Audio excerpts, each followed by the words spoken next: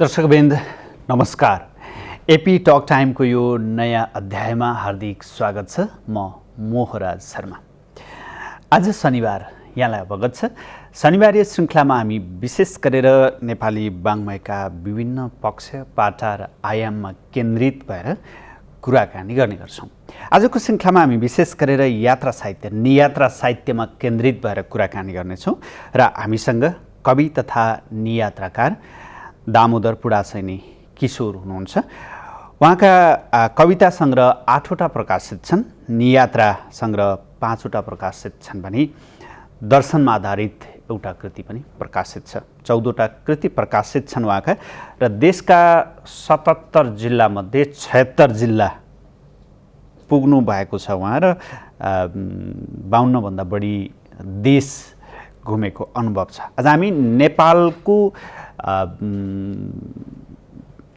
सबै क्षेत्र अथवा एक हिसाबले सकलो देशको यात्राको क्रममा देखिएको चित्र कस्तो रह्यो यसमा केन्द्रित रहेर कुराकानी गर्नेछौँ। स्वागत छ यहाँलाई। धन्यवाद मोहराजजी। तपाईसँग 12 वर्ष करिब 12 वर्षपछि 12 वर्षमा खोलो फर्किन्छ भन्थे। अहिले चाहिँ खोलो नै फर्केको होला। बागलुङको रेडियोको एउटा कोठामा तपाईसँग कुरा गरेको थियौँ, त्यतिखेर हामी संवाद भएको थियो। अब अहिले 12 वर्षपछि फेरि दाजुभाइ भेला भएर यसरी कुरा गर्ने यो एउटा राम्रो अवसर भएको छ जस्तो मलाई लागिरहेको छ। हामी तपाईँको लेखन साहित्यका अरू धेरै विधामा छ, यद्यपि आज हामी नियात्रामा केन्द्रित हौँ। नेपालमा नियात्रा लेखन पछिल्लो समय एक हिसाबले बढ्दो जस्तो पनि देखिन्छ। तपाईँ देशका 76 जिल्ला पुगे भन्नुभएको छ, मनाङ जिल्ला बाहेक। पछिल्लो पटक पुगेको जिल्ला ठाउँ कुन हो? म घुमाएको हिसाबले सबैभन्दा पछिल्लो पटक घुमेको, हुन त अब यात्राको क्रममा म सबभन्दा पछि यो लकडाउनभन्दा ठिक अगाडि धरान गएर फर्केको थिएँ। तर म नपुगेको तर त्यतिखेर पुगेको जिल्ला चाहिँ सबैभन्दा अन्तिम सोलुखुम्बु थियो। सोलुखुम्बु चाहिँ त्यो म अन्तिममा पुगेको थिएन तर पुगेँ। सोलुखुम्बुमा चाहिँ सबैभन्दा अन्तिममा पुगेँ। यात्रा किन गर्ने, किन घुम्ने? मान्छेहरूलाई नघुमेर नि पुगिरहेको कतिपय मैले सुन्छु। काठमाडौँको खाल्डोबाट बाहिर नठेकेका मान्छेहरू पनि धेरै छन्। किन घुम्ने, घुम्न किन आवश्यक छ? यो धेरै महत्त्वपूर्ण प्रश्न हो र घुम्ने अथवा यात्रा अथवा भ्रमण हामी जे भने पनि यो सबै भनेको चाहिँ एउटा जीवन बाँचेको प्रमाण हो। तपाईँको यात्रा छ भने तपाईँको गति छ भन्ने कुरो देखियो। जीवन भनेको गति हो। हामी बच्चा आमाको कोखबाट तल झरेपछि च्या गरेर बोल्ने पनि एउटा गति हुन्छ र मृत्यु शैय्यामा पुग्नुभन्दा अगाडि अब मर्यो भनेर भन्नु बेलासम्म पनि त्यो गति हो। भनेको त्यो एउटा जीवन त यात्रा नै यात्राहरूको असीम श्रृङ्खला हो। हरेक क्षण हामी पनि अहिले यात्रा गरिरहेको छौँ, बसेर पनि हाम्रो यात्रा भइरहेको छ। भनेको जीवन भनेको गतिहरू नै गतिहरूको श्रृङ्खला हो र जीवन छ भन्ने पुष्टि गर्न चाहिँ यात्रा चाहिँदो रहेछ। र जसले सबैभन्दा धेरै यात्रा गर्छ अथवा जसले नयाँ ठाउँ, नयाँ मान्छे, नयाँ परिस्थितिसित तादात्म्यता राख्दछ त्यो मान्छेले चाहिँ धेरै दुःख पनि पाउँछ र दुःखबाट अनुभव पनि बटुल्छ, सुख पनि पाउँछ। यस हिसाबले यात्रा गर्नु भनेको जीवन बुझ्नु हो जस्तो मलाई लाग्छ। जीवनलाई बढीभन्दा बढी नजिकबाट छाम्नु पनि हो जस्तो मलाई लाग्छ र जीवनको सबैभन्दा धेरै सुगन्ध लिने पनि हो जस्तो लाग्छ। अवसर पनि हो यात्रा गर्नु भनेको। यात्रा गरेपछि न मान्छेले यावत कुरा देख्छ। एउटा भनाइ पनि छ नि, जसले यात्रा गर्दैन उसले जीवनको एक पन्ना मात्रै थाहा पाउँछ। जसले यात्रा गर्छ उसले जीवनको बारेमा, जगतको बारेमा सारा यात्राको व्याख्याता बनेर निस्कन्छ। भनेको जसले केही कुरो देख्दैन अथवा एक ठाउँमा मात्रै ऊ बसिरहन्छ भने त उसले सारा संसार उसको लागि खुला हुँदैन। एक ठाउँमा मात्रै बसिरहने मान्छेको लागि यात्रा गर्नु भनेको ऊ कथावाचक पनि भएर निस्कन्छ।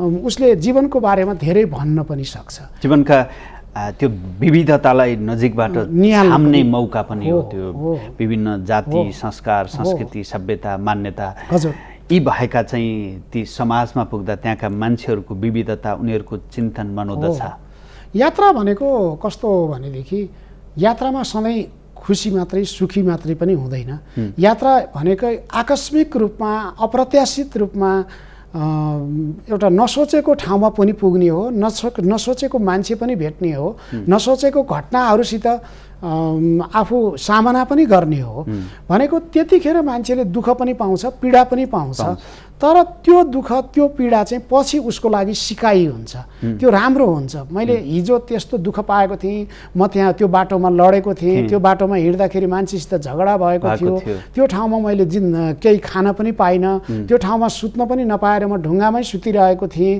त्यो चाहिँ त्यतिखेरको चाहिँ दुःख हो पीडा हो तर जब म फर्केर आउँछु नि त्यस बेलामा मैले तपाईलाई सुनाउँदा अरूलाई सुनाउँदा र मैले आफैले सम्झँदा पनि ओहो त्यस्तो पनि भोगियो भने त्यो चाहिँ मिठो भएर निस्कन्छ त्यसो भएर यात्रा गर्नु भनेको वास्तवमा जीवनको सुगन्ध नजिकबाट सुँग्नु पनि हो जीवनको मिठास लिनु पनि हो जस्तो मलाई लाग्छ पछिल्लो समय यो यात्रा गर्ने क्रम पनि बढ्दो छ विशेष गरेर नयाँ पुस्ता पनि नयाँ ठाउँमा जाने अथवा समूहगत रूपमा जाने एउटा एक हिसाबले त्यो देखिन्छ तर त्यो यात्रालाई लेख्ने क्रम कस्तो छ त्यो उनीहरू गएको ठाउँको त्यो व्याख्या बखान त्यो कस्तो देखिन्छ हामीले जसलाई चाहिँ यात्रा साहित्य भनेर छलफल गरिरहेछौँ यो एकदम महत्त्वपूर्ण प्रश्न पनि हो मलाई के लाग्छ भने तपाईले भन्नुभएको जस्तो अहिले मान्छेहरूको घुम्ने क्रम धेरै बढेको छ र यो फेसबुके घुमाइ पनि छ एक किसिमको अब म रारा ताल गएँ भनेर राखेपछि तपाईँ पनि ए रारा जान पर्ने रहेछ भने त्यसपछि गयो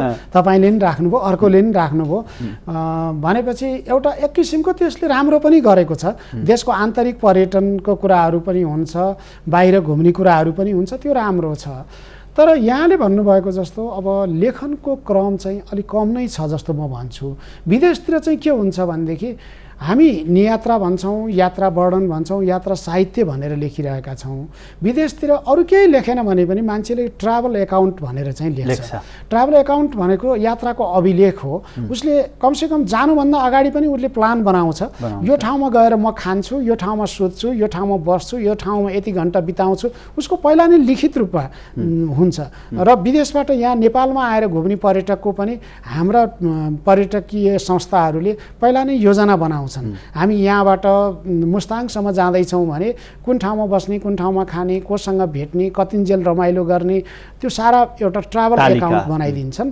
तालिका बनाइदिन्छन् भ्रमण तालिका र फर्केपछि पनि कमसेकम त्यो मान्छेले हरेक कुरो नोट गर्छ र एउटा आफ्नो भ्रमण तालिका र फोटोको एउटा एल्बम बनाएर उसले सुरक्षित राख्छ र हामी कहाँ चाहिँ के छ भने घुम्ने भनेको चाहिँ एउटा हिँड्दैछ पाइला मेट्दैछ भने जस्तो एउटा त्यो अवस्थामा हामी छौँ प्राय हामी चाहिँ के भनेदेखि घुमेपछि त्यसको एउटा पछिसम्म दिगो रूपमा त्यसको अभिलेख राखौँ भन्ने हाम्रो पहिलादेखि नै संस्कार भएन र जति हामी लेख्छौँ नि लेख्ने मान्छेको पनि कस्तो रह्यो भनेदेखि त्यसलाई भ्रमणलाई अथवा नियात्रालाई अथवा यात्रा वर्णनलाई एउटा साहित्यिक रूप दिनुभन्दा त्यसलाई सरसर्ती लेख्ने मात्रै कुरा दैनिकी लेखे जस्तो मात्रै त्यस्तो कुराहरू चाहिँ धेरै आइरहेको छ अहिले जस्तो गोसाइँकुण्ड भ्रमण भनेर कसैले भन्यो भने म गोसाइँकुण्ड फलान ठाउँमा गएँ खाना खाएँ फलानसँग भेटेँ र यति दिनमा त्यहाँ पुगेँ फर्केर आएँ भने त्यो सबै कुरा एकै ठाउँमा राख्यो तर कमसेकम के हुन्छ भने गोसाइँकुण्डसम्म जहाँ पुग्दाखेरि त कमसेकम धेरै मान्छेहरूसँग भेट हुन्छ उनीहरूसँगको वार्तालापहरू संवादहरू उनीहरूसँगको पीडाहरू दुःखहरू त्यहाँका उकाला ओह्रालोसँग हिँड्दाखेरि त्यहाँको खच्चरहरूसँगको आफ्नो पीडा त्यहाँको कुकुरहरू मान्छेहरूसँग अरू जनावरहरूसँग त्योको पीडा त्यहाँको जुकाहरू त्यहाँको हावापानी त्यहाँको चिसो हिउँसँगको लडीबुडी ती सबै कुराको अनुभूति कमसेकम त्यहाँ ल्याउन सक्छ पढ्ने मान्छेलाई म गोसाइँकुण्ड जाँदैछु म त्यो उकालोमा उक्लिँदैछु म त्यो हिउँसँग खेल्दैछु भन्ने त अनुभूत हुनु पर्यो। एकदमै त्यो कमसेकम मैले गोसाइँकुण्डको मेरो चाहिँ विचार है, कमसेकम मैले गोसाइँकुण्डको बारेमा नियात्रा लेखेँ भने म गोसाइँकुण्ड मसँगै मैले मेरो पाठकलाई डोर्याएर लान सक्नुपर्छ।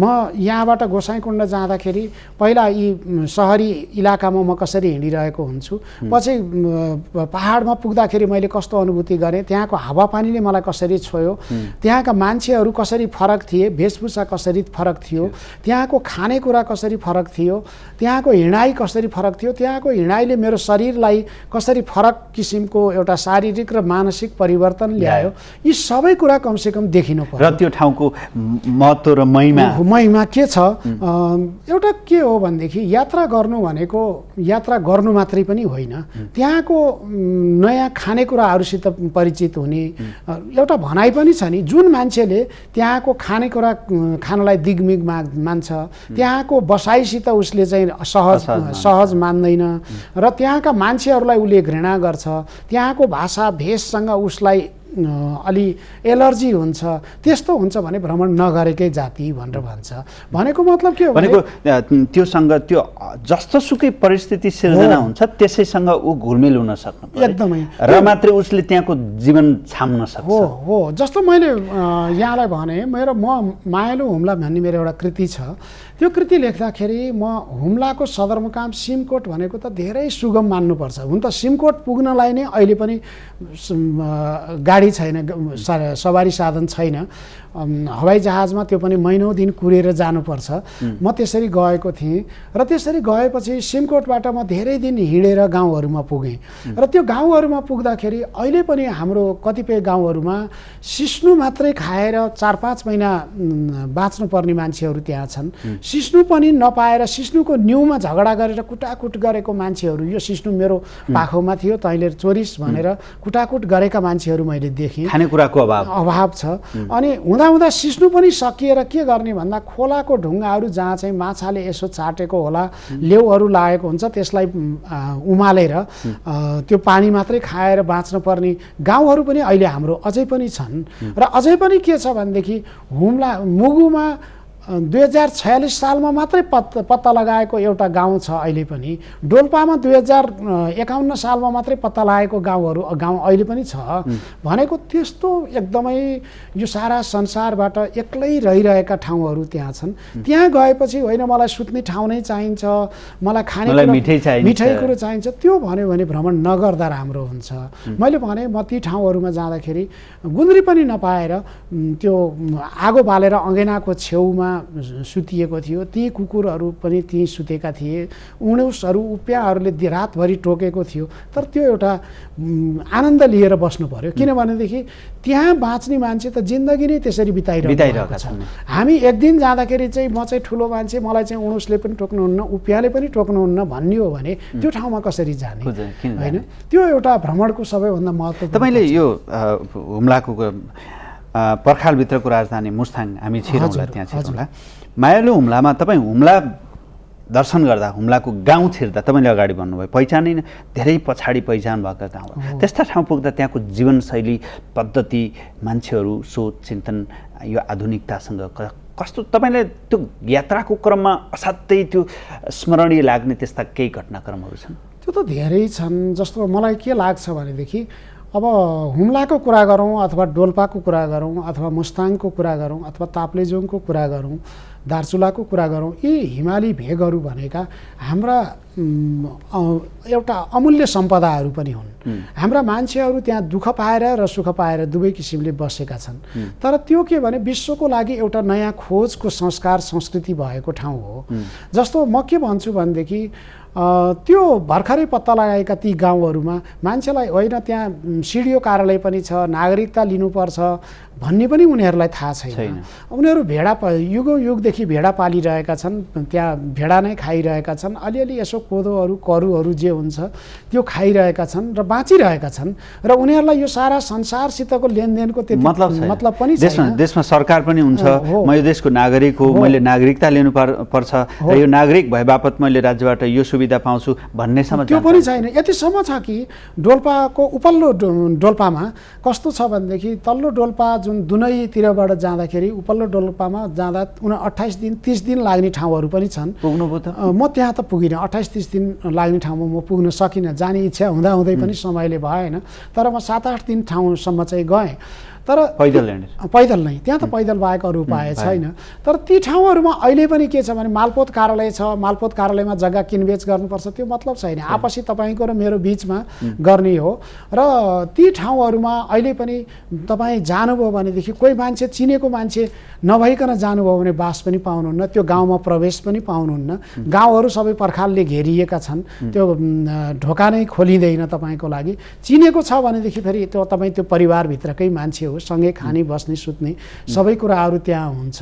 त्यस्तो परिस्थितिहरू पनि छन्। र त्यति मात्रै नभइकन एउटा मलाई नौलो अचम्म लाग्ने कुराहरू डोल्पाका केही गाउँहरूमा अहिले पनि महिलाले पुरुषलाई बिहा गरेर लैजाने, जसरी यहाँतिर हामी पुरुषले महिलालाई बिहा गरेर जान्छौँ, त्यो महिलाले पुरुषलाई बिहा गरेर लैजाने चलन पनि त्यहाँ अझै रहेछ डोल्पामा। र त्यो मात्रै नभइकन त्यो पुरुषमाथि सौता पनि हाल्ने, भनेको बिहे गरेर श्रीमतीले लोग्नेलाई आफ्नो घरमा लैजाने र त्यसले त्यो लोग्नेको माथि फेरि अर्को त्यसलाई ढुवागे भन्छन्। त्यो ढुवागे हामी घर ज्वाइँ बस्ने भन्छौँ नि हामी, त्यस्तै उसलाई चाहिँ ढुवागे भनेर भन्छन्। त्यो ढुवागे माथि अर्को ढुवागे पनि होइन, त्यो पनि अहिले छ। अब हामी एउटा संस्कार भने चाहिँ के हुँदो रहेछ भने हाम्रो लागि त नौलो अचम्म हो, तर त्यो त युगौँ युगदेखि चलिआएको, त्यो उनीहरूको लागि त एउटा सहज कुरा हो।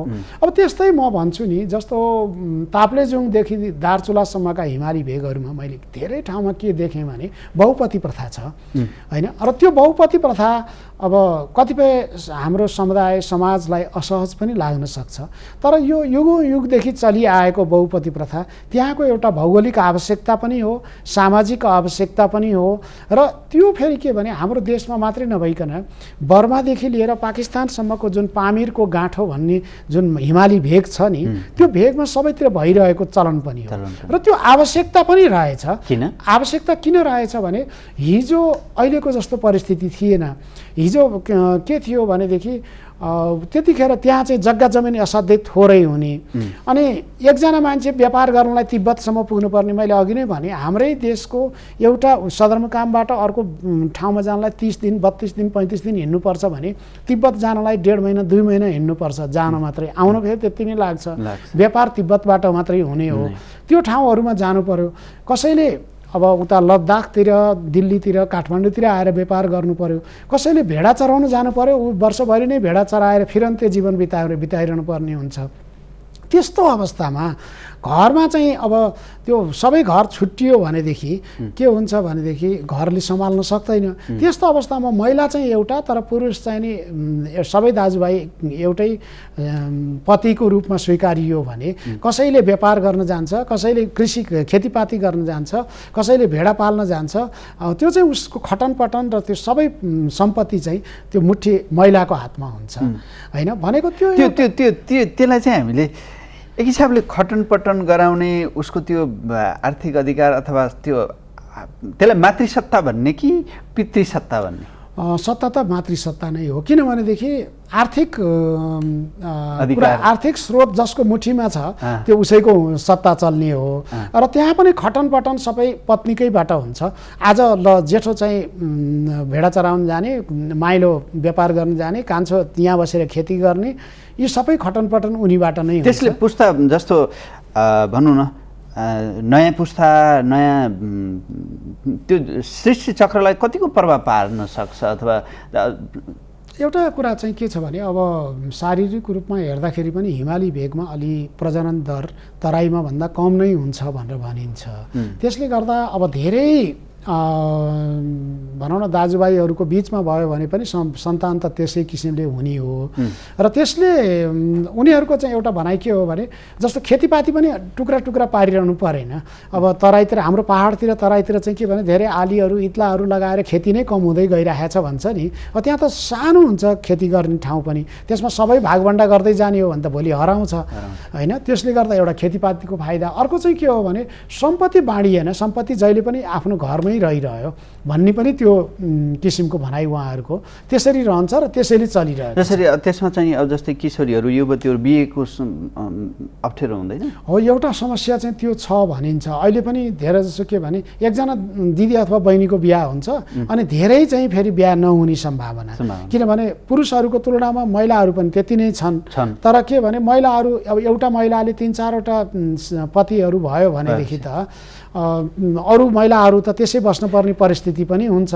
त्यो परिस्थिति चाहिँ छ, यो अवस्था पनि अझै पनि विद्यमान छ, धेरै ठाउँमा अझै पनि छ। तर कतिपय परिवर्तन चाहिँ भइसक्यो। तर ती गाउँका मान्छेहरू के भन्छन् भने यो कहाँ परम्परादेखि चलिआएको कुरो कहाँ छोड्न सकिन्छ, यो छोड्नु हुँदैन, यो छोड्ने बित्तिकै फेरि समाज संरचना बिग्रन्छ भन्ने भनाइ त्यो उहाँको अझै पनि छ। तर कतिपय मान्छेहरू चाहिँ विद्रोह गरेर बिहा गर्नुभएको छ क्रमिक रूपमा चाहिँ, तर त्यसरी गर्नेहरू फेरि समाजमा बस्नु पाउँदैन, त्यो चाहिँ उनीहरू बाहिरिनु पर्यो।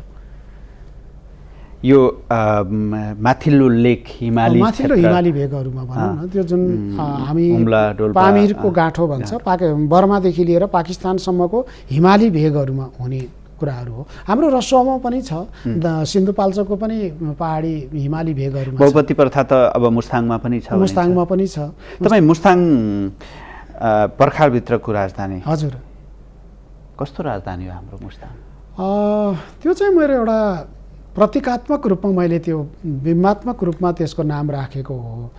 मुस्ताङ को विशेष गरी उपल्लो मुस्ताङ जसलाई हामी लोमानथाङ भन्छौँ, यो नेपालको शाहवंशीय राजाहरूको जम्मा 12 देखि 13 पुस्ता भयो भनियो हैन। उनीहरूको मुस्ताङको चाहिँ अहिले 26औं पुस्तामा चल्दैछ राज परम्परा।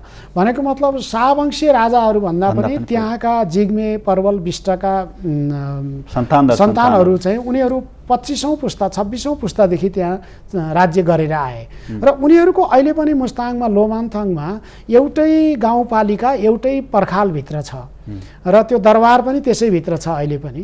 र त्यो पर्खालभित्रको राजधानी भनेको पनि मैले के भने त्यो लोमानथाङलाई त उनीहरू अहिले पनि एउटा सांस्कृतिक राज्य भनेर भन्छन् र त्यो जुन विष्ट परिवारले जो राजा भएर चलाएर आइरहेको छ उनीहरूलाई नै राजा मान्छन्। जिग्मे परवल विष्ट त अहिले हुनुहुन्न र त्यो म जाँदाखेरि चाहिँ उहाँ पनि हुनुहुन्थ्यो र त्यो परम्परा। अनि त्यसभन्दा बाहेक मुस्ताङमा हरेक गाउँहरूलाई फेरि पर्खालले घेरिएका छन्।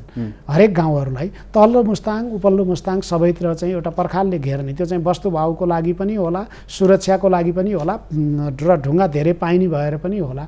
मैले चाहिँ त्यो कुराहरूलाई लेखिएको हो र त्यो तल्लो मुस्ताङ र उपल्लो मुस्ताङमा जाँदाखेरि उपल्लो मुस्ताङ चाहिँ फेरि एउटा भौगोलिक रूपले पनि एसियाकै एउटा उच्च हिमाली भेगमा रहेको ठुलो मरुभूमि हो र त्यो मरुभूमि जहाँ एउटा घाँस पनि देखिँदैन, एउटा रुखपात पनि देखिँदैन, पुरै कतै राता पहाडहरू, कतै पहेँला पहाडहरू, कतै सेता पहाडहरू, त्यस्ता हिमालहरूको बाहुल्यता छ र यो एउटा विचित्रको संसार छ त्यहाँ। जुन कुरो हामी अरू हरियाली भएको ठाउँहरू, अरू जङ्गलहरू, घाँसे मैदानहरू भएको ठाउँमा देख्नुभन्दा बिल्कुल फरक छ त्यो हिसाबले पनि। र त्यहाँको संस्कारहरू संस्कृतिहरू पनि तिब्बतसँग धेरै कुराहरू मिल्ने र त्यसलाई एउटा मिनी तिब्बत पनि भन्छन् विदेशीहरूले भनेर भन्दाखेरि तिब्बतमा गएर जुन संस्कार संस्कृतिहरू हेर्न नपाएको मान्छेहरूले तिब्बती शैलीको घरहरू, तिब्बती शैलीको वेशभूषा, तिब्बती शैलीको खानपान, रहनसहन, त्यो सबै कुरा चाहिँ हाम्रो उपल्लो मुस्ताङमा देख्न सकिन्छ। तपाईँको यात्राको क्रममा अनुभूत गरेका अथवा लागेका त्यस्ता रोचक पक्षहरू के हुन्?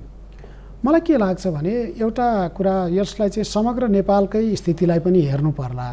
समग्र स्थितिलाई हेर्दा मलाई सबभन्दा रोचक र महत्त्वपूर्ण लागेको कुरा के हो भने नेपाल अत्यन्त सुन्दर देश हो। म विश्वको अरू धेरै मुलुकहरू पनि घुमेँ र सुन्दरता भनेको त विश्वमा जहाँ पनि छ र यहाँ एउटा विश्वमा सुन्दर के हो भन्दा संसारै सुन्दर हो भन्छ नि त होइन, संसार नै सुन्दर हो। तर त्यो सारा संसारको सुन्दरको पनि अधिकांश हिस्सा चाहिँ हाम्रो देशमा छ भन्छु म। किनभनेदेखि हरेक इन्चको उचाइमा हाम्रो फरक हावापानी छ, फरक भूगोल छ, फरक संस्कार छ, फरक संस्कृति छ। र त्यसभन्दा बाहेक अर्को महत्त्वपूर्ण कुरा के छ भने हाम्रो जुन नदीहरूको सभ्यता छ नि, यो नदीहरूको सभ्यताले हामीलाई एकदमै बिल्कुल फरक र बिल्कुल नौलो बनाएको छ। चाहे हामी महाकाली नदीदेखि मेची नदीसम्म आउँदाखेरि हाम्रा हजारौँ नदी श्रृङ्खलाहरू छन्। ती नदी श्रृङ्खलाहरूले त हरेक नदीको छेउछाउमा बस्तीहरू बसाएको छ र त्यसले सभ्यता पनि विकास गरेको छ। र विश्वमा संसारभरिमा जहाँसुकै, चाहे फ्रान्समा होस्, चाहे जर्मनीमा होस्, चाहे अमेरिकामा होस्, चाहे बेलायत, रुस, युरोपमा जहाँसुकै होस्, जहाँ नदी छ त्यहाँ सभ्यता पनि फरक ढङ्गले बसेको छ कि। र हामी कहाँ एउटा राम्रो हुनुको पक्ष पनि के रह्यो, एउटा चाहिँ उचाइको भूगोल छ हामीसित। हामी एकै दिन तराईको एकदमै गर्मी झन्डै 40-45 डिग्री सेन्टिग्रेड तापक्रम भएको ठाउँदेखि गएर उतापट्टि सगरमाथाको बेस क्याम्पतिर पुग्ने हो भने -50-55 डिग्री सेन्टिग्रेडसम्म हामी भेट्छौँ। भनेपछि +50 र -50 को अन्तरमा त त्यहाँ चराचुरुङ्गी, जनावर, मान्छे, संस्कार, जैविक विविधतादेखि प्राकृतिक विविधतादेखि सारा कुरा छ। त्यो कुरा हेर्ने भनेको अरू मुलुकमा त्यसरी पाइँदैन। युरोपमा हेर्ने हो भने युरोपमा एउटा मुलुकमा म पुगेँ भने करिब सबै युरोपमा उस्तै हुन्छ। अमेरिकामा एउटा मुलुकमा पुग्यो भने करिब सबैतिर उस्तै हुन्छ। तर हामी कहाँ चाहिँ के छ भनेदेखि तपाईँ काठमाडौँभित्रकै पनि यो काठमाडौँको बबरमहलबाट सुन्दरीजल जानुभयो, थानकोट जानुभयो, पाँचमाने भन्ज्याङ जानुभयो, जितपुर फेदी जानुभयो, अथवा पाटी भन्ज्याङ जानुभयो, झोर जानुभयो, हरेक ठाउँमा तपाईँले फरक कुरा लिएर आउनुहुन्छ, फरक मान्छे देख्नुहुन्छ, फरक संस्कार संस्कृतिसित भेट्नुहुन्छ। त्यो हाम्रो यो सबभन्दा ठुलो वैभव, हाम्रो वैभव, हाम्रो सांस्कृतिक वैभव, हाम्रा यी विविधता अनेकतामा एकता र एकतामा अनेकताको यो हाम्रो वैभवको अनुभूति गर्नको लागि पनि यात्रा जरुरी छ। तपाईको यो 52-50 भन्दा बढी देशको अनुभव र अनुभूति कुनै अर्को एउटा श्रृङ्खलामा बाँडौँला। हजुर, आज हामी नेपालकै दुर्गमको सेरोफेरोमा हामी घुमघाम गऱ्यौँ। तपाईँको आउँदो कृति डोल्पाको बारेमा लेखेको कृति छिट्याओस् हामीले पढ्न पाऊँ, त्यहाँको अगाडि भनेको प्रयास गर्दैछु। प्रकाशकहरूले पनि त्यसलाई इच्छा गर्नुभएको छ। त्यसैले त हाम्रो संस्कृति जीवन्त छ। यसरी लेखिने यात्रा साहित्यले हस्तान्तरण त्यहाँको बारेमा जानकारी गर्छ भने त्यहाँ जानको लागि प्रेरित पनि गरिरहेको हुन्छ। यो जरुरी छ। हामी पनि जो यात्रा गर्छौँ त्यसले कम्तीमा केही लेख्यो भने त्यसले अर्को केही मान्छेलाई चाहिँ प्रभाव पार्छ। यो महत्त्वपूर्ण कुरा छ। हामी यात्रा साहित्यमा केन्द्रित रहेर कुराकानी गऱ्यौँ। समय निकै छिटो बिते जस्तो लाग्यो। आजको यो समयमा यो महत्त्वपूर्ण समय उपलब्ध गराउनु यसको लागि यहाँलाई धेरै धेरै धन्यवाद। र यहाँलाई पनि धेरै धेरै धन्यवाद। वास्तवमा तपाईँसँग कुरा गर्दाखेरि त भर्खरै कुरा सुरु गरेको जस्तो लागेको थियो। अब कमसेकम दर्शकहरूसँग यसरी नजिक हुने मौका दिइदिनु हो, त्यसको लागि AP1 टेलिभिजन र तपाईँ मित्र महराज शर्माजी दुवैलाई म आभार व्यक्त गर्दछु। प्राविधिक मित्रहरूलाई पनि आभार व्यक्त गर्दछु। अरू त के भन्ने, धन्यवाद। दर्शकवृन्द, आज हामीसँग दामोदर पुरासैनी हुनुहुन्थ्यो, कवि तथा नियात्राकार। यद्यपि उहाँको लेखन साहित्यका धेरै विधामा उत्तिकै सशक्त छ। आज हामी नियात्रामा केन्द्रित रहेर कुराकानी गऱ्यौँ। यससँगै आजको लागि AP टक टाइमको समय सकिएको छ। AP1 हेर्दै गर्नुहोला। नमस्कार।